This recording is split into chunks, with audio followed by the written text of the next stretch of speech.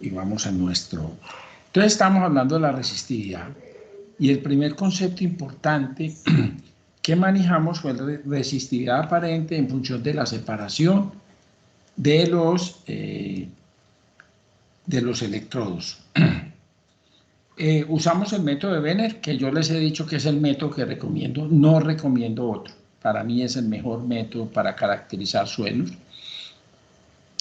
Y dijimos que a medida que yo separe los metros, si la resistividad es uniforme, el terreno va a intentar mantener una resistividad que no varía con la separación. Significa que no importa donde uno separe las corrientes, encuentra un terreno que da una resistividad que ya dijimos que es 2pi a R, ¿cierto? A la separación y R la resistencia libre.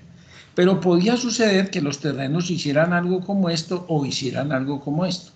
En esto estoy diciendo que las resistividades inferiores son menores que las resistividades superiores. Y aquí estoy diciendo que las resistividades superiores son mayores que las resistividades inferiores.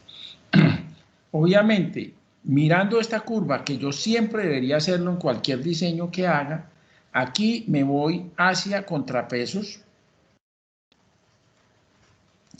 Y aquí me voy hacia varillas. Esas son mis tendencias. Una pregunta. Dígalo. Esas dos curvas entonces tienen como la misma condición, que P inferior sea, que Rho inferior sea menor que la Rho superior. ¿Cuáles dos curvas? Las que acabo de dibujar, es que las dos tienen la misma condición. Rho superior es mayor que Rho, y aquí. Rho inferior, perdón. Rho superior. No, y lo hice mal. Entonces hice mal algo aquí, porque esta es que las capas inferiores son de menor resistividad que las superiores. Y aquí que las inferiores son de mayor resistividad. Espérame que yo lo hice mal aquí, que los pinté. Pero aquí lo que quiero decir es que la Rho inferior,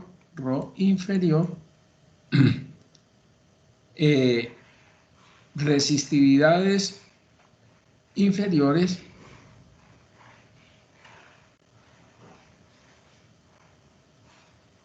de las capas inferiores son menores que las resistividades, no lo llamemos superiores, bueno, superiores es decir superficiales,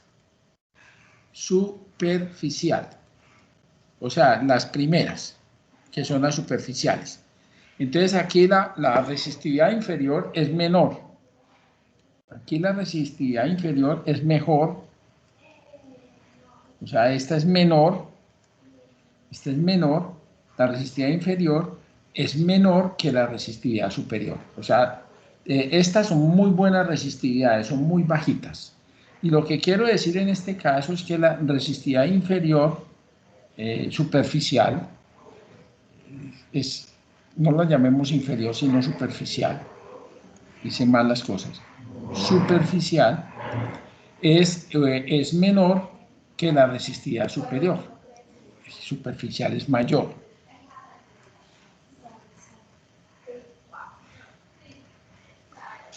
En este caso, la resistividad superior es más grande,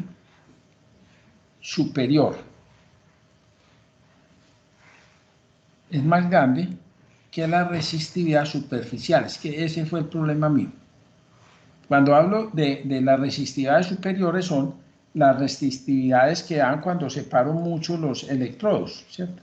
Cuando los separo mucho, que estas corrientes tienen que hacer esto, encuentran resistividades profundas, no llamemos superiores, para no confundirnos, llamémoslas profundas.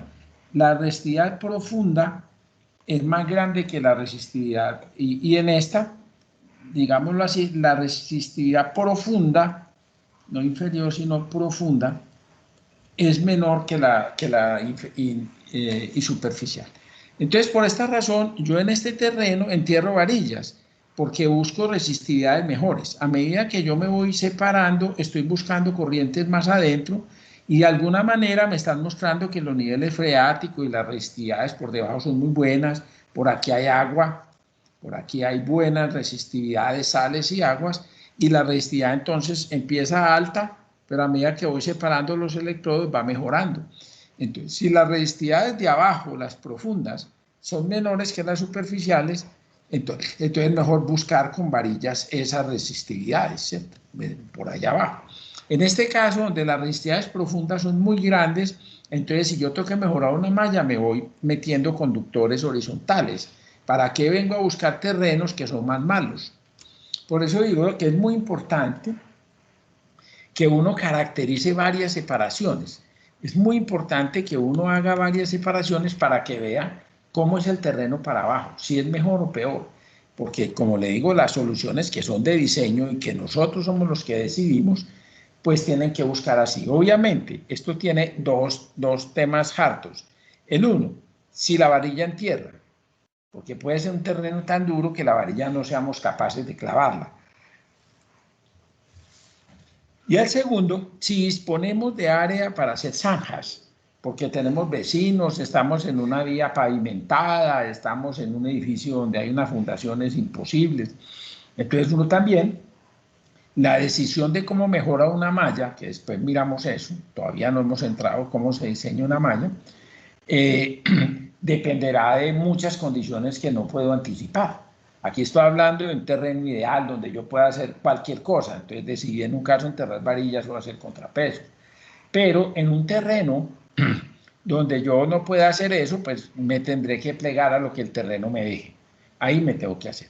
Después hicimos un manejo estadístico y dijimos, vea, para cada A, para cada separación A en metros, para cada A, nosotros vamos a separar, vamos a calcular,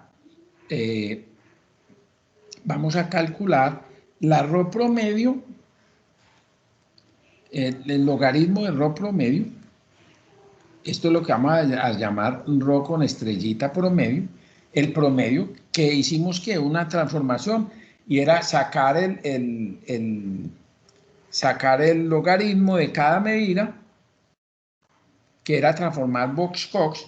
Entonces dijimos, sumemos todos los logaritmos con i igual 1 hasta n, siendo el número de ejes, n el número de ejes donde yo leía esa profundidad, la ρ sub i, y hagamos el promedio de esto, que yo les decía que en el fondo es un promedio geométrico, o sea, cuando yo hago un promedio, que es logaritmo de A más logaritmo de B más logaritmo de C sobre N. Esto es como sacar la raíz enésima de A por B por C por D, ¿cierto? O sea que cuando yo le saque el logaritmo me queda 1 sobre N y me quedan los logaritmos de las multiplicaciones que son la suma.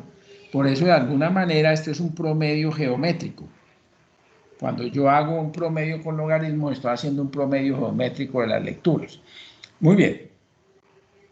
Entonces, yo calculo esto y calculo la desviación estándar como S, 1 sobre N menos 1, por la sumatoria de la diferencia entre los valores transformados menos el valor promedio al cuadrado. Y estos son logaritmo natural de cada una de las resistividades que yo tomé. Y simplemente le hago esto y le hago que también en el promedio de los logaritmos obtengo esto. Con base en esto, entonces calculo la resistividad del 70% transformada, que ya les dije es la resistividad promedio más 0.5245 veces S. Ahí tengo la resistividad del 70%, que recordemos en la curva de Gauss es esta probabilidad. Esta que está aquí es ρ del 70% con estrellita.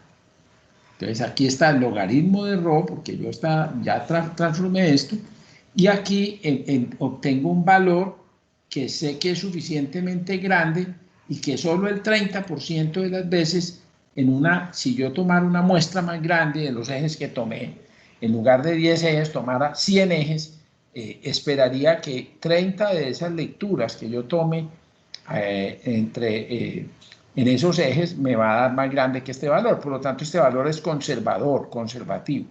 Pero una vez tengo la resistividad del 70%, ahora sí la vuelvo la resistividad en ohmios metro del 70%, que es la transformación inversa de poner aquí la resistividad del 70%.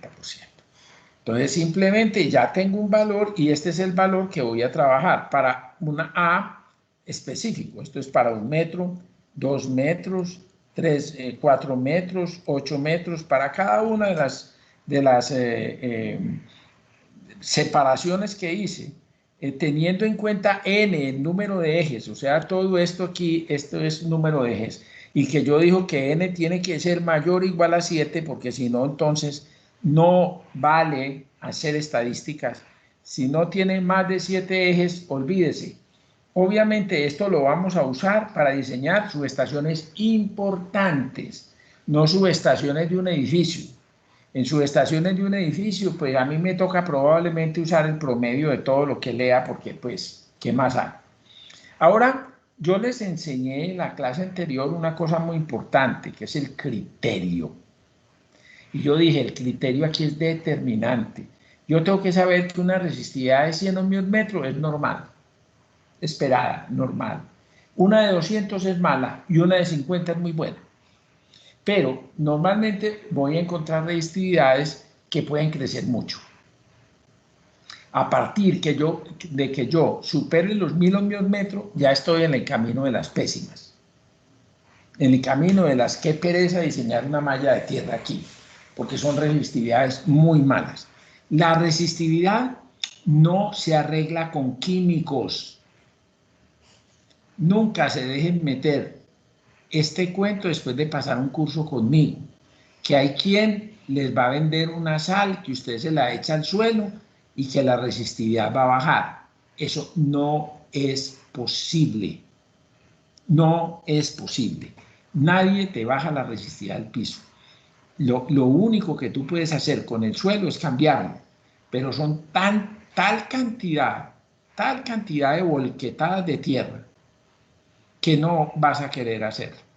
O sea, vas a tener que convivir con la resistividad que te dio el destino.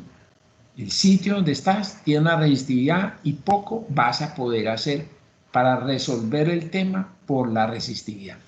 Si no podemos resolver el tema por la resistividad, vamos a usar dos trucos. El primer truco para resolverlo es la malla misma. Vamos a tener que hacer una malla de mucha más área. Claro que para los rayos ya sabemos que tenemos un límite, pero es ampliar el área. Esa va a ser nuestra primera salida. ¿Cómo le ampliamos el área a la malla? Y la segunda salida es equipotencializar todo muy bien. De tal manera que si el voltaje se sube mucho, no nos preocupe tanto. No nos preocupe tanto. Muy bien. Entonces, eso es lo que hemos visto hoy en términos de la resistividad. Dijimos también. Profe, disculpe. Sí. Pero entonces, ¿qué efecto es el que tienen esos tratamientos que se aplican para bajar? El radio del conductor. Los tratamientos los vamos a ver después. Básicamente el efecto es el radio del conductor. Yo deduje una formulita y les dije, el voltaje que se produce en un punto en el espacio es igual a ρ por I sobre 4pi por R, donde aquí en este punto del espacio inyecto una corriente y estoy leyendo el voltaje que se produce en otra parte de este terreno uniforme que tiene una resistividad I. Esta fórmula es extremadamente importante porque señala que es inversamente proporcional al radio. Si el radio tiende a cero, el voltaje tiende a infinito. Entonces yo les he dicho, ¿y cuál es el radio que tiende? Es más, se los pinté. Cogí un elemento con un radio así y pinté cómo varía el voltaje que adquiere este elemento en relación con el 0 voltios, que después llamamos para el GPR, ¿cierto? Entonces, ¿qué pasa si este conductor no tiene este radio, sino que tiene este radio?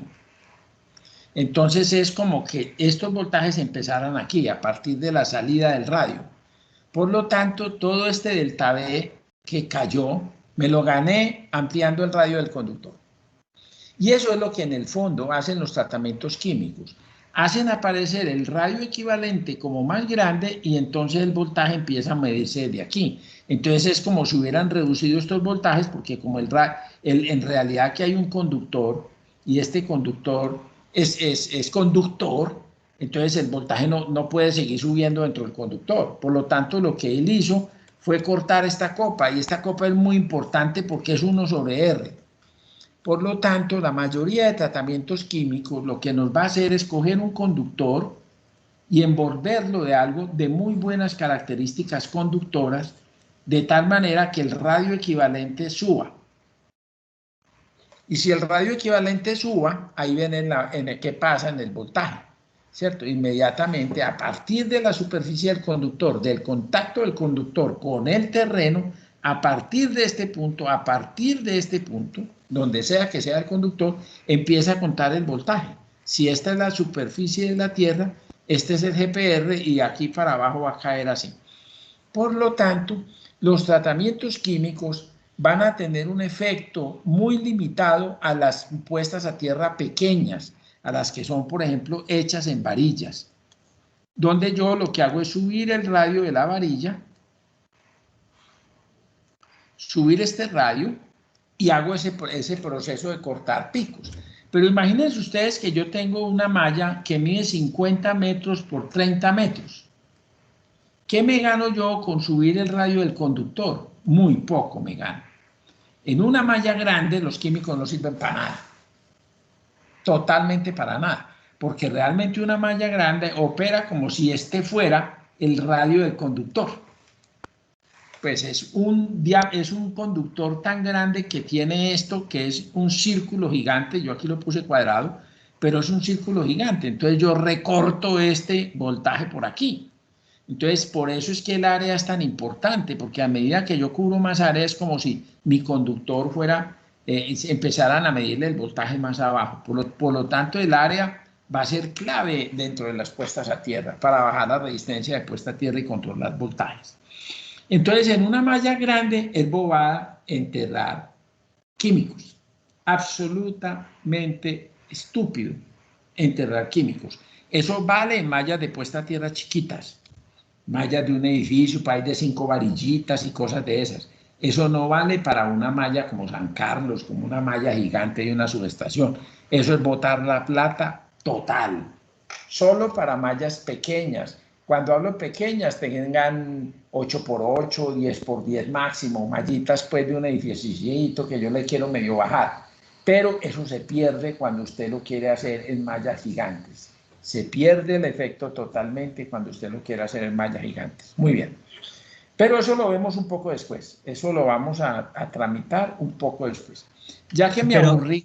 Pero qué pena, pero entonces el tema de los tratamientos como tal, sí se pueden aplicar en ese tipo de mallas de menores dimensiones. Lo que pasa es que después les voy a decir qué problemas tienen y qué ventajas tienen. Y entonces ahí ya cada uno de ustedes decide cuándo usarlo y cuándo no. Pero efectivamente yo le anticipo a que en un electrodo pequeño, un tratamiento químico, denle el nombre que quiera, baja la resistencia de puesta a tierra a la mitad. Yo ya los probé ahí en la misma nacional, en un trabajo de grado, probé 13 tratamientos químicos y todos dieron lo mismo. El tema aquí es más un tema de costos que un tema de trabajo. Entonces, si usted tiene una malla pequeña y le dio un valor, diga 10 ohmios, y usted está embalado porque no tiene área, puede echarle químicos y la baja 5. Máximo, no la baja más de ahí, no la baja más de ahí. De una vez le anticipo eso. Pero bueno, vamos a mirar este tema, sistemas de puesta a tierra.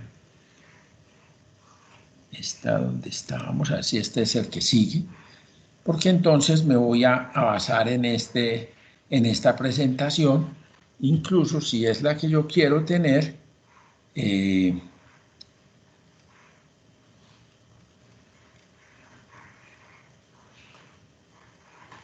No, esta ya la tuve. Ya la hicimos en otra presentación que tengo yo aquí. Y tengo esta. Voy debería ser esta mejor.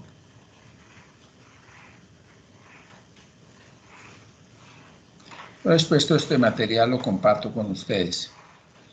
Tengo una parte. Sí, vamos a seguir con esta presentación que empata con esto muy bien y me entra un otro tema que es un tema importante para mí. Voy entonces a soltar esta pantalla y poner esta otra para que ustedes me dicen si están viendo, porque aquí tengo 3 pantallas y eso empezó a girar de una a la otra. Entonces usted me dice si siguen viendo la presentación o no. Sí, señor, sí se ve. Ok, entonces listo, vamos a continuar aquí con esta presentación y después retomamos el tablero si lo necesitamos. Entonces habíamos visto ya algunas de estas cosas, habíamos visto por ejemplo los temas de Benner y el tema de Lumberger-Palmer, ¿cierto? Las formulaciones de los métodos. Empezamos a conversar sobre las suelos de 2 resistividades bajo un supuesto que yo quiero que esté claro porque es que mucha gente se confunde con eso. Es que ¿cuáles son las 2 resistividades del terreno? No, el terreno no tiene 2 resistividades. El terreno tiene N resistividades. Yo voy a encontrar el mejor modelo de 2 resistividades que me interprete las lecturas que saqué de un terreno de N resistividades. Muy bien, entonces tengo que encontrar el valor de la primera capa, el valor de la segunda capa y la profundidad de la primera capa. Eso es lo que a mí me interesa en mi modelo. Al coeficiente de reflexión se le denomina el resto, a la resta de Rho2 menos Rho1 sobre Rho2 más Rho1. Cuando Rho2 es mucho más grande que Rho1, entonces este coeficiente tiende a dar un K positivo. Cuando Rho1 es más grande que Rho2, las resistividades profundas son mejores que las externas, K tiende a dar un valor negativo. K va a oscilar entre -1 y +1. Y cuando el terreno es uniforme, K tiende a 0, porque ya no hay diferencia entre uno y otro terreno. Muy bien, TAC y otros estudiosos han recomendado cómo medir esto. Entonces, las lecturas, normalmente yo le agregué otro eje, incluso lo voy a hacer para que arregle aquí, porque con el paso del tiempo yo he insistido mucho que lean a 1 metro. Me gusta. Y para hacer tratamientos estadísticos voy a hablar de 7 y ni siquiera 10, y más, 7 y más. O sea, voy a hacer esta pequeña corrección de una vez para que me quede como es el criterio, que les quede también en sus memorias. Más de 7 lecturas si usted quiere hacer una buena lectura. Si su malla es grande, váyase a terrenos de 16 y 32 metros. Tenga en cuenta lo siguiente, que si usted va a leer a 8 metros, como hay 4 electrodos, va a tener 8 por 3, 24. Va a tener entre el primer electrodo y el último electrodo, va a tener 24 metros. O sea que usted debe tener un terreno que le dé para leer 24 metros de separación. Si no, se va a tener que conformar con medidas hasta aquí. 12 metros entre los electrodos de corriente, 6 metros y 3 metros. Serían las lecturas. Esto lo hago más o menos múltiple, porque así yo puedo mover 2 electrodos cada vez para cambiar de 1 a 2, de 2 a 4. Qué pena, le interrumpo un momentico. ¿Usted está en la de concepto de resistividad o está mirando otra presentación, profe? No, estoy mirando el procesamiento de medidas de resistividad del modelo de las 2 capas. Ah, no, entonces no es la misma presentación que se está viendo en la pantalla. Bueno, entonces por eso les dije que me tenían que contar, porque tengo que compartir, volver a compartir y volver a repetir lo que estoy haciendo. Porque cambié de pantallas porque tenía una pantalla para escribir. Muy bien, entonces en este caso volvemos a esto. ¿Qué les estaba diciendo yo? Que para subestaciones grandes se recomienda que tomar muchos ejes de lectura. La secuencia de profundidades, esto no es profundidades, perdónenme que tengo que ir a hacer es profundidades, es separaciones. Que uno quiera decir que con las separaciones uno ve más adentro, eso es válido, pero no puede uno concluir que esas son profundidades, no. Yo les he dicho que las profundidades es muy difícil saber. Separando, no, que yo separé 10 metros, estoy viendo a 10 metros de profundidad, eso es cháchara. Algunos en terrenos relativamente normales han sugerido que más o menos la profundidad con la cual uno mete corrientes es la mitad de la separación de los dos electrodos externos. Los dos electrodos de corriente, que son los externos, coja esa distancia y divídela por 2 y eso es más o menos lo que mete.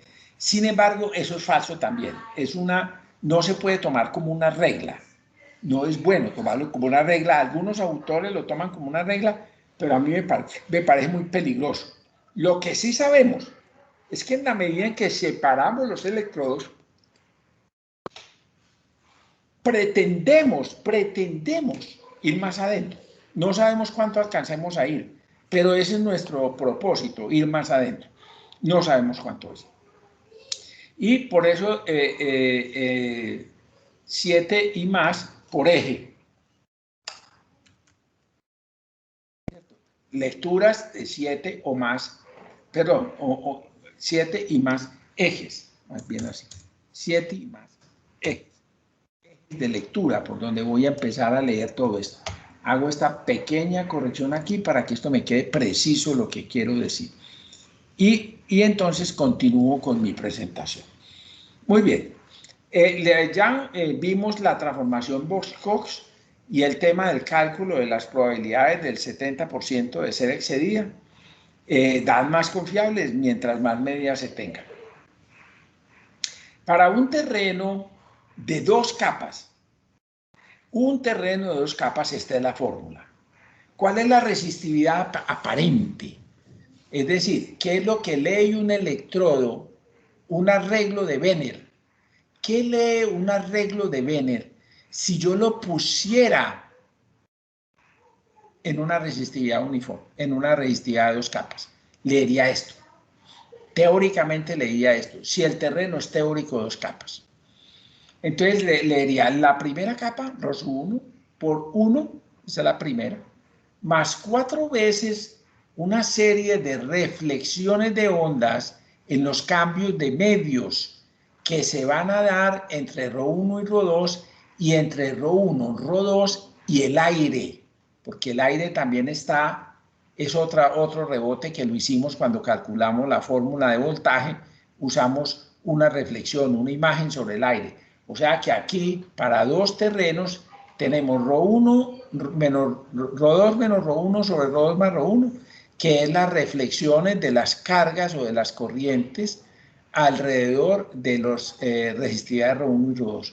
Pero también, aquí este 4, me reflejan las reflexiones que se dan sobre el aire, que es de resistividad infinita para estos cálculos.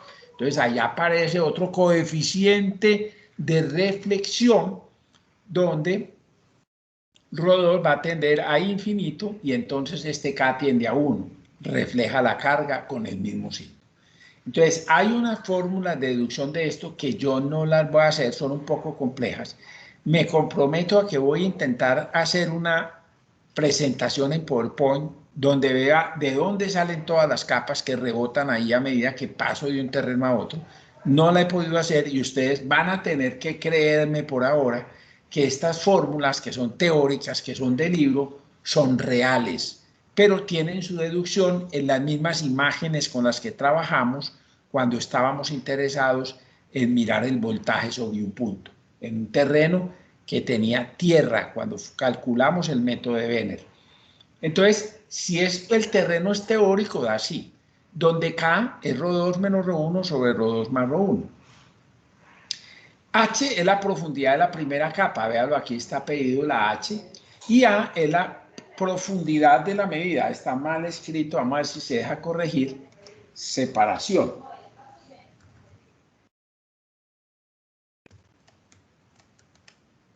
La separación para la medida, o sea, lo hice mal, me quedó mal. Es la separación de los electrodos, no es la profundidad, que yo vengo hace rato diciéndole que la profundidad no es esa.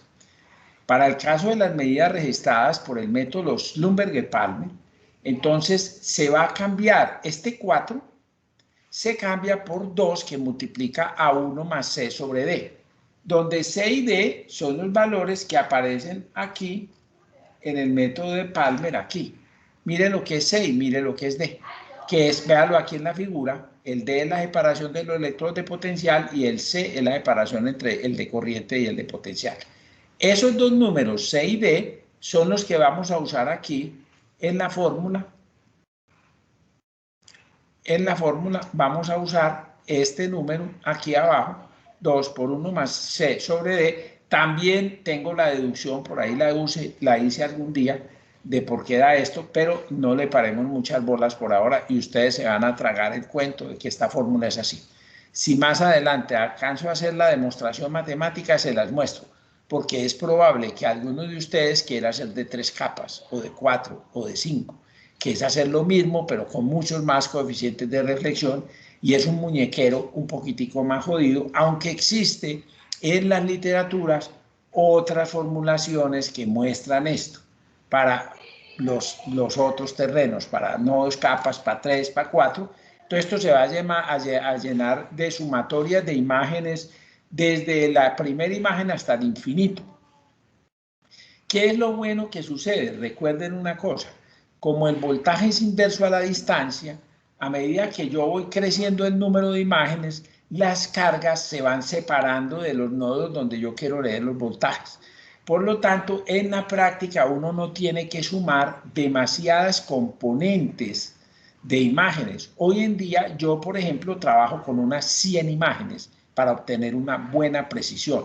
O sea, mi número arriba no es infinito, sino 100.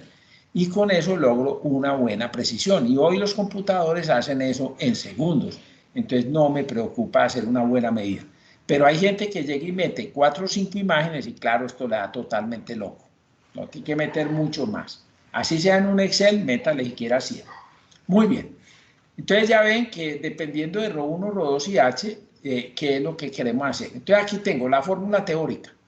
Pero de otro lado, tengo la lectura real. ¿Qué es la lectura real? Que yo a 2 metros leí este valor, a 4 metros leí este valor, a 8 metros leí este valor, a 16 metros leí este y a 32 metros leí este. Entonces, ¿ahora qué tengo que hacer? Decirle al solver del Excel que en cada uno de estos puntos, yo lo muestro aquí continuo, pero es pura figura realmente, yo estoy haciendo la minimización de estas diferencias, es en cada una de las lecturas. Yo no pude leer a 3, a 4, a 5, a 6, a 7, no leí sino en estos puntos. Por lo tanto, yo le voy a decir al Excel, minimice el error cuadrático. ¿Y qué es el error cuadrático? Es la diferencia entre este valor y el de arriba al cuadrado. Es la diferencia entre el valor de la medida y el valor de la teoría de la ecuación al cuadrado y así.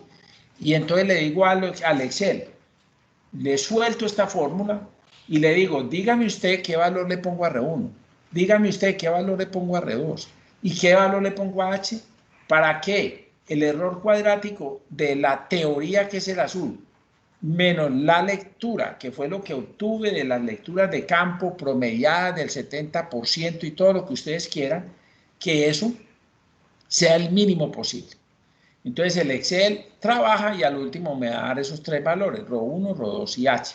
Y ya tengo mi modelo de las 2 capas. Muy bien. El modelo de las 2 capas no lo vamos a ver todavía, lo vamos a ver más adelante, porque para calcular mallas de puesta a tierra de 60 Hz, ya ustedes son expertos y saben que mallas de tierra hay de muchos estilos, colores y sabores.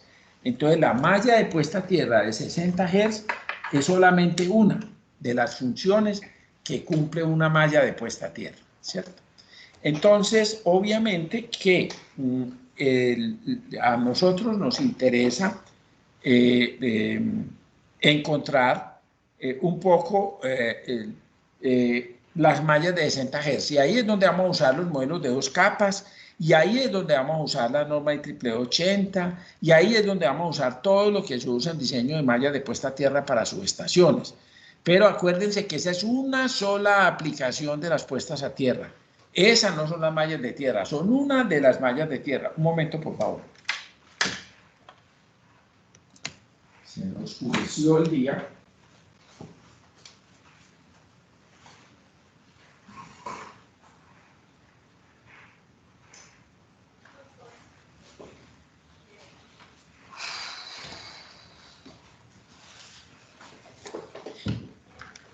Pero ya sabemos exactamente cómo se hace. Repito verbalmente cómo se hace. Yo voy y tomo unos ejes de lectura en el terreno donde voy a hacer la caracterización. Si es una malla importante, voy a tomar mínimo 7 ejes. En cada eje voy a leer a 2 metros, a 4, a 8, a 16 y a 32 metros de separación de los electrodos. Eso es lo que quiero hacer. Muy bien. Con esas lecturas, yo voy a promediar, voy a sacar el logaritmo de todas las lecturas que tomé a 1 metro, es decir, de todos los ejes, porque cada eje lo leí a 1 metro. Entonces tengo n lecturas de 1 metro, siendo n el número de ejes. Ahí le saco el logaritmo, le saco el promedio, le saco la desviación estándar, calculo la resistividad del 70% y ya tengo y hago la transformación inversa y ya tengo el valor de ohmios metro a 70% de probabilidades con el cual voy a trabajar mi modelo. Después me voy a 2 metros y hago lo mismo, a 4 metros hago lo mismo. Y al final obtengo una sola gráfica de 2 metros, 4 metros, 8 metros, que en realidad cada una de ellas tiene un procesamiento estadístico por dentro. A cada una de estas lecturas, a 2, a 4, a 8, yo le hice procesamiento estadístico. Pero al final saqué una sola curva, que es esta que aparece en rojo. Cada punto es el resultado del manejo estadístico de todos los puntos que habían ahí. Y ahora le digo al Excel, de ahí le doy la fórmula teórica, usted se la agrega, es poner esta fórmula teórica y dejar estas variables ρ1, ρ2 y h como variables. A, que es la separación, y n, que es el número que va sumando de aquí a infinito, usted se lo deja y simplemente le dice al Excel, encuéntreme ρ1, ρ2 y h, y ya se lo encuentra. Ahí tengo el modelo sobre el cual no voy a seguir hablando hoy y terminé de hablar todos los temas que quería con ustedes sobre resistividad. Resistividad, una propiedad del suelo, del material del suelo. No tiene absolutamente nada que ver con mi malla de puesta a tierra. Es el material del suelo donde voy a hacer mi malla de puesta a tierra. Ahora, ya definimos que un electrodo enterrado en ese suelo o una malla enterrada en ese suelo, ante la presencia de una corriente que cerrara contra tierra remota, que cerrara lejanamente de ahí, iba a producir un voltaje respecto de tierra remota, que era el GPR. Concepto de baja frecuencia no válido para los rayos. Entonces, ¿yo qué hago? Yo quiero saber cómo voy a calcular mi resistencia de puesta a tierra, que es la relación entre ese GPR de baja frecuencia y la corriente que lo produce, como una medida de la calidad y el voltaje que espero en este sistema de tierra. Entonces voy a usar el mismo telurómetro. El mismo telurómetro que usé para resistividad lo puedo usar para resistencia puesta a tierra. Debo hacer una salvedad. También venden en el mercado telurómetros para leer solo la resistencia de puesta a tierra, que no leen resistividad y se llaman telurómetros de 3 electrodos. Los venden y usted solo puede calcular resistencia de puesta a tierra. ¿Por qué? Porque hay gente que no le importa el diseño sino la construcción. Entonces, ¿para qué voy a leer resistividad si a mí ya me entregaron el diseño hecho? Entonces, los constructores normalmente no tienen que comprarse un telurómetro de 4 electrodos, que es un telurómetro que vale 5 o 6 millones de pesos, y más bien se compran aquí en la cascada un telurómetro de 3 electrodos que les vale 1 millón de pesos. Y entonces con eso van a leer esto. Pero en el fondo, aunque obviamente el de 3 electrodos es mucho más simplificado, en el fondo los 2 electrodos hacen lo mismo. Cuando se trata de leer la resistencia puesta a tierra. Para leer la resistencia puesta a tierra, entonces, ¿yo qué voy a hacer? El voltímetro lo voy a pegar junto con el electrodo de corriente que va a inyectar a la malla. Voy a unir los electrodos C1 y P1, pero voy a dejar separados los electrodos C2 y P2. Esto es lo que yo tengo que hacer para leer este valor, ¿cierto? Este es el valor que tiene esto total. Entonces, ¿qué se pretende? Leer el voltaje que coge la malla respecto de tierra remota. Y entonces vamos a buscar la tierra remota con este electrodo. Frente a un electrodo que está suficientemente alejado como para no interferir en el voltaje a través de los acoples galvánicos del suelo. Entonces yo lo pongo muy lejos, el electrodo de corriente. En la realidad yo les voy a recomendar que se vayan cerca de 200 metros de distancia. Lo mínimo podrían ser 100 metros de distancia, una cuadra, donde usted entierra este electrodo o usa un electrodo que está de forma natural en el suelo, una tubería, cualquier cosa, la puede usar usted como electrodo de retorno, inyecta una corriente a la malla que va a leer y después con este electrodo nos vamos a ir a buscar el 0 voltios, porque acuérdense que lo que queremos encontrar es el GPR dividido por la corriente. La corriente yo la sé porque viene por el instrumento, pero el GPR necesito encontrar el 0 voltios. ¿Y por qué es tan difícil encontrar el 0 voltios? Porque aquí hay un electrodo inyectando corriente y aquí hay otro electrodo inyectando corriente. Entonces va a ser bien complicado encontrar el 0 voltios. Entonces lo que prometieron los que diseñaron el método de la caída de potencial es que ese valor se podía encontrar relativamente fácil si nosotros nos íbamos moviendo con este electrodo y haciendo la gráfica de lo que va dando. Y eso es lo que hay aquí.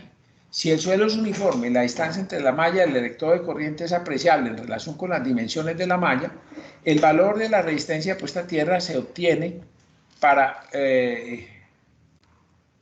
un valor de 61,8% de la distancia, que voy a deducir eso. Sin embargo, en caso de mallas de gran tamaño, el valor de la resistencia puesta a tierra puede encontrarse a una distancia más cercana de la malla. Por lo tanto, es necesario trazar las características de resistencia contra distancia para detectar la verdadera resistencia. Entonces, para eso voy a volver nuevamente y voy a poner aquí, perdónenme ustedes, hoy todo se me ha devuelto un poco. Hoy tenemos que ir hasta las 9, paramos a las 6:20, vamos a parar 5, 6:20, a las 7, paremos un poquito antes. Nos vamos a parar a las 6:10 para hacer un par de paradas. Vamos a hacer un par de paraditas. Paramos enseguida a las 6:10. Listo.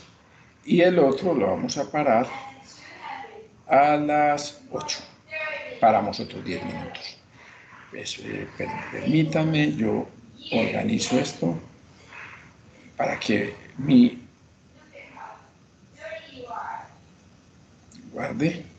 Y aquí están las 8:50 y con eso terminamos. Muy bien. Entonces yo voy a hacer una deducción importante en este momento. Para eso voy a volver a soltar mi pantalla y voy a poner la pantalla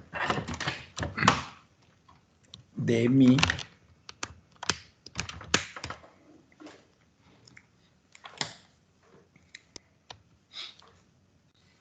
esperemos a ver qué pasa.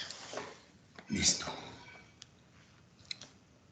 Tengo un escape aquí y vamos a dibujar mi tablero. Y ya les pregunto si están viendo mi tablero.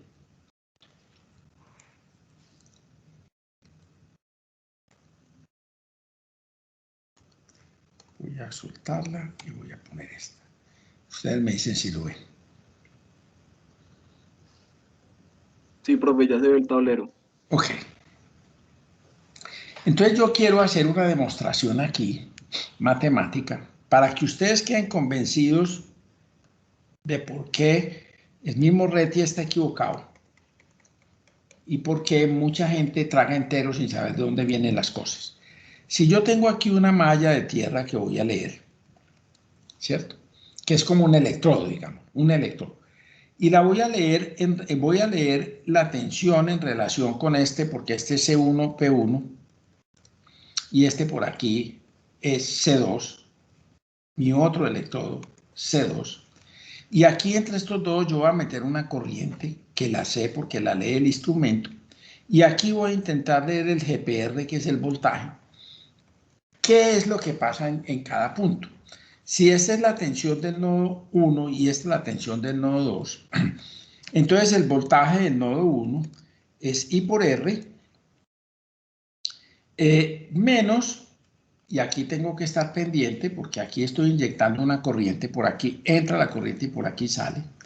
Entonces es más la tensión que mete el otro electrodo, que es ρ por I sobre 4 pi R, siendo R esta distancia, L, la distancia entre este electrodo y este electrodo, digámoslo, y llamemos esta distancia X, la distancia aquí.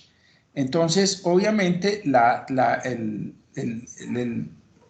nodo 1 tiene IR menos I por 2pi R, 2pi L, que es la distancia que tiene el nodo 2. Y la tensión del nodo 2, que está aquí, es lo que le mete el nodo 1 al nodo 2, que resulta ser ρ por I sobre 4pi por X. Inclusive le voy a meter un 2 aquí, no va a importar ese 2, pero lo voy a meter porque acuérdense que esto es el aire, lo del aire, y hay que hacer una imagen al otro lado. Entonces ahí aparece el 2, pero eso ahorita se cancela y no tiene importancia, pero estrictamente el aire tiene un coeficiente que las cargas de aquí las duplica, entonces aparece un 2 ahí. Muy bien, entonces tengo ρ por I sobre 4pi por X positivo, menos, porque el otro, la corriente es negativa, entonces va a ser menos 2ρ por I sobre 4pi por L menos X, ¿cierto? L menos X. Entonces ese es B2.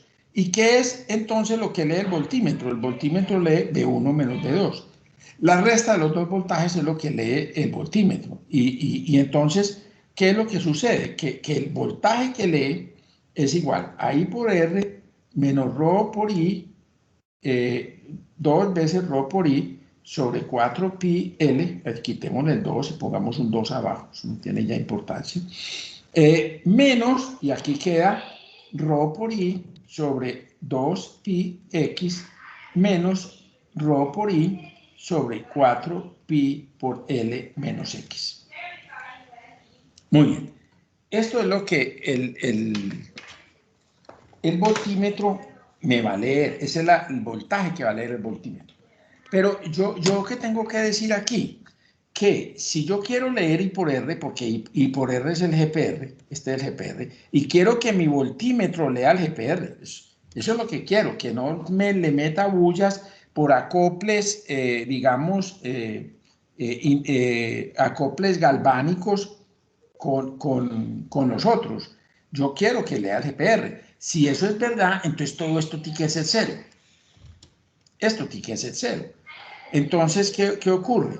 Ρ por I sobre 2pi, que multiplica a menos 1 sobre L, que es el primero, menos 1 sobre X más 1 sobre L menos X, esta cosa tiene que ser cero. Por eso les decía que aquí no importa, porque eso se va a cancelar. Lo importante es que la fracción interna, esto tenga que ser cero. Si eso es cero, entonces efectivamente estoy en lo correcto. O sea que para que todo esto sea cero, esto que me da aquí 1 sobre L menos X menos 1 sobre L menos 1 sobre X es igual a 0, y esto me da entonces 1 sobre L menos X menos 1 sobre L más 1 sobre X, esta cosa tiene que ser igual a 0, 1 sobre L menos X menos, y aquí me da X más L sobre LX, esta cosa tiene que ser igual a 0, y entonces esto me da que LX sobre L menos X menos X menos L, y por LX tiene que ser igual a 0, ¿sí? LX